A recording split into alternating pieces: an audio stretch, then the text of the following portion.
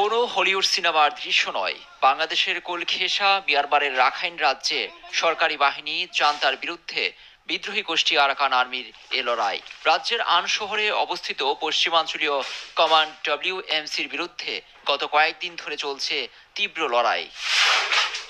রণক্ষেত্রের লড়াইয়ের ছবি ধারণ করেছে আরাকান আর্মি। বৃহস্পতিবার বিদ্রোহী গোষ্ঠী যখন আক্রমণে যায়, তখন আকাশপথে রাশিয়ার তৈরি জঙ্গি বিমান নিয়ে গোলা ও বোমা বর্ষণ চালাতে দেখা যায় জান্তাকে। থেমে থেমে বিস্ফোরণের শব্দ শোনা যায়, তবে নিচে থাকা সেনাদের চতুর্দিক থেকে ঘিরে ফেললে আত্মসমর্পণে বাধ্য হয় অনেকে। এদিকে বিমান হামলায় নিজেদের অনেক যোদ্ধা হতাহত হয়েছে বলে স্বীকার করেছে আরাকান আর্মি।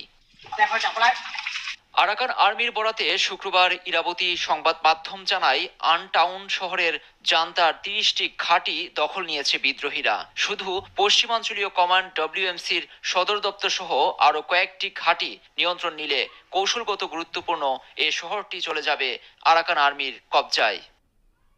শহরটিতে থাকা জান্তা সেনাদের ঘিরে ফেলায় আত্মসমর্পণের আহ্বান জানিয়েছে আরাকান আর্মি।